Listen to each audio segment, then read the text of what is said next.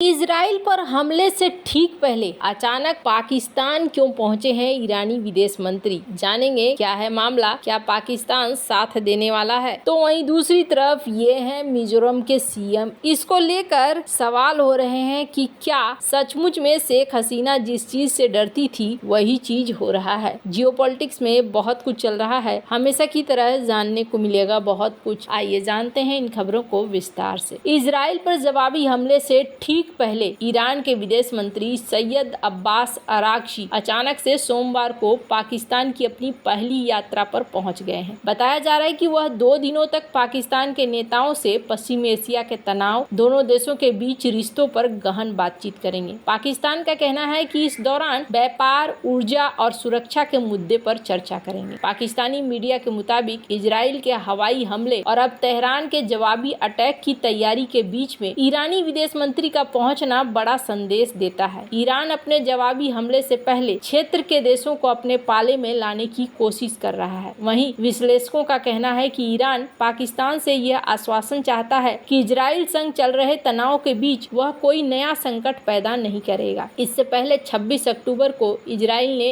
100 से ज्यादा fighter jet भेजकर ईरान के अंदर भीषण हमला बोला था और कई सैन्य ठिकानों को निशाना बनाया। इजराइल के हमले में ईरान के 4 सैनिक मारे गए। इजराइल ने इराक और सीरिया को भी निशाना बनाया था। वहीं ईरान ने भी 2 अक्टूबर को इजराइल पर बड़ा हमला बोला था और 200 मिसाइलें दागी। ईरान ने कहा था कि उसने हमास नेता इस्माइल हानिया और हिजबुल्लाह चीफ हसन नसरल्लाह की हत्या का बदला लेने के लिए यह हमला बोला था। ये दोनों ही नेता ईरान के बहुत करीबी थे। ईरान के सर्वोच्च नेता आयतुल्लाह अली खामनेई ने शनिवार को चेतावनी दी थी कि इजराइल और अमेरिका को करारा जवाब दिया जाएगा। पाकिस्तानी अखबार एक्सप्रेस ट्रिब्यून ने सूत्रों के हवाले से कहा है कि ईरानी विदेश मंत्री मिडिल ईस्ट के ताजा हालात के बारे में बताएंगे, साथ ही पाकिस्तान से इससे उबरने के बारे में सलाह और मदद मांगेंगे। पाकिस्तान उन देशों में शामिल है जिसने इजरायली हमले की कड़ी आलोचना की थी। पाकिस्तान ने कहा था कि इजराइल का हमला ईरान की संप्रभुता का उल्लंघन है। पाकिस्तान के पीएम शहबाज ने यहाँ तक कह दिया था कि उनका देश ईरान के साथ खड़ा है। पाकिस्तानी अखबार ने कहा है कि शहबाज सरकार ईरानी विदेश मंत्री से अपील करेगी कि वह इजराइल के खिलाफ कूटनीतिक तरीका अपनाए। उन्होंने यह भी कहा कि इजराइल अगर आक्रामक कार्रवाई जारी रखता है तो ईरान अकेले कुछ नहीं कर सकता है। दरअसल पाकिस्तान को डर सता रहा है कि अगर ईरान और इजराइल के बीच तनाव जारी रहता है तो इसका असर उसके ऊपर भी आ सकता है। पाकिस्तान की ईरान से लगती 1000 किलोमीटर की सीमा है। ईरान में कोई संकट आता है तो इसका असर पाकिस्तान तक पहुंच सकता है। इसी वजह से पाकिस्तान चाहता है कि इजराइल और ईरान के बीच में रिश्ते सामान्य हो। इस बीच ईरान के इस्लामिक रिवोल्यूशनरी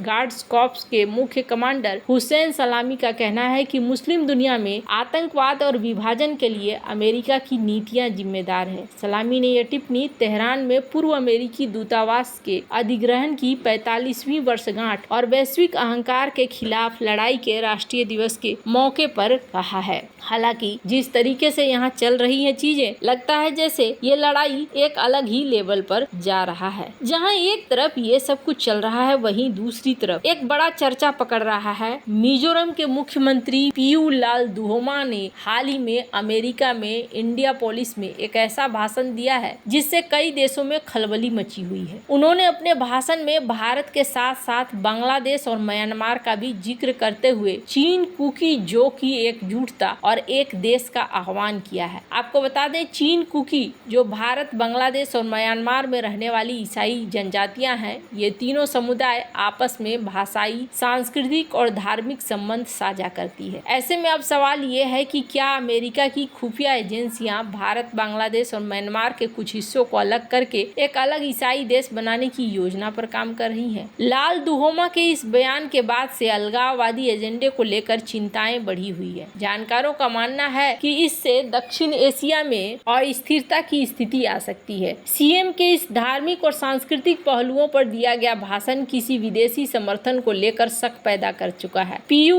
लाल दुहोमा ने भाषण के दौरान कहा कि हम सब एक लोग हैं, हम भाई बहन हैं, ऐसे में बंटने का खतरा नहीं मोल ले सकते। उन्होंने कहा कि भगवान ने हमें एक बनाया है, हम राष्ट्रीयता प्राप्त करने के लिए एक नेतृत्व के तहत उठेंगे। हालांकि किसी देश की सीमाएं हो सकती है, मगर एक सच्चा राष्ट्र सदैव इस सब से परे होता है। लाल दुहोमा ने कहा कि हम सभी को अन्यायपूर्ण पूर्ण 3 देशों के 3 सरकारों में बांटा गया, जिसे हम कतई स्वीकार नहीं कर सकते। साथ ही उन्होंने राजनीतिक एकता को लेकर भी एक प्रस्ताव रखा, जिससे संप्रभुता के बारे में चिंताएं पैदा हो गई है। इसके अलावा उन्होंने साझा संस्कृति और धार्मिक पहचान का आह्वान किया। हालांकि विदेशी शक्तियों के रणनीतिक उद्देश्यों को लेकर इस क्षेत्र के विभाजन की चिंताएं लंबे समय से हो रही है। इसे लेकर पहले ही बांग्लादेश की पूर्व प्रधानमंत्री शेख हसीना ने दावा किया था कि एक अमेरिकी अधिकारी ने भारत, बांग्लादेश, म्यांमार के कुछ क्षेत्रों को मिलाकर एक नया ईसाई देश बनाने की योजना के बारे में बात कही थी। उस दौरान भी शेख हसीना के इस बयान को लेकर क्षेत्र में हलचल मच गई थी। अब मिजोरम के मुख्यमंत्री के भाषण ने इस मामले में चिंताओं को और बढ़ा दिया है। हालांकि कुछ दिन पहले तक ये अमित शाह को ये कहते हुए भी नजर आए थे, जिसमें कहा गया था कि ये कह रहे हैं एक अलग बनाइए बटालियन, जिस बटालियन में मिजो के लोग भी हों। मिजोरम के मुख्यमंत्री बीते महीने 4 सितंबर को अमेरिका के इंडियानापोलिस में इन्होंने एक भाषण दिया। इस भाषण में कही गई उनकी बातों को न सिर्फ भारत बल्कि बांग्लादेश और म्यांमार में भी चर्चा है। इस दौरान लाल दुहोमा ने चीन कुकी जो की एकजुटता और एक देश का आह्वान किया। चीन कुकी जो भारत, बांग्लादेश, म्यांमार में रहने वाली ये जनजातियां हैं। अमेरिका में हुए इस भाषण के बाद सवाल उठ रहा है कि क्या ये सब कुछ सोची समझे तरीके से हो रहा है। गोवा क्रॉनिकल के मुताबिक मिजोरम सीएम के भाषण के अंतर्निहित निहितार्थों ने अलगाववादी एजेंडे के बारे में पहलुओं पर टिप्पणी कर दी है और ऐसा लगता है जैसे कोई विदेशी समर्थन क्या यहाँ पर है। लाल दुहोमा ने अपने भाषण में जिस तरीके से कहा कि मैं अमेरिका गया था इसी चीज के लिए, तो ये थोड़ा सा शक पैदा कर देता है। पर यहाँ पर जो कुछ भी चल रहा है ये चिंता का कारण बन सकता है। पहले भी इस तरह की एक आर्टिकल आई थी जिसमें इन्होंने बात करनी शुरू की और ये स्क्रीन पर आप देख सकते हैं। कहा जा रहा है कि इन्होंने म्यांमार के जो विद्रोही हैं चीन आर्मी, इनसे इन्होंने बात करी थी और इन्होंने यहाँ इनसे कहा था कि आप और अराकान आर्मी एक हो जाइए। हालांकि चीन लीडर ने इस बात को खारिज कर दिया था और इस बात को लेकर उन्होंने ज्यादा कुछ नहीं कहा था, सिर्फ इग्नोर मारा था। लेकिन लगता है जैसे कि ये चाहते हैं कि ये जो विद्रोही ग्रुप है म्यांमार के, ये एक हो जाएं और एक होकर फिर आगे सोचा जाए। तो कहीं न कहीं चीजें थोड़ी सी गड़बड़ लग रही हैं, पर ऐसा भी हो सकता है जिस तरीके से इन्होंने कहा है ये एक झंडे की तरह आने की बात कर रहे हो, और जो वर्ड्स हैं और अमेरिका में बैठकर ये बातें कहना, ये थोड़ा सा अजीब जरूर लगता है। अगर उन्हें एकता की ही बातें करनी है तो ये बातें तो भारत में भी हो सकती थी, वहां जाकर ये कहना थोड़ा सा शक और संदेह को भरता है। हालांकि ऐसा नहीं है कि भारत इन चीजों को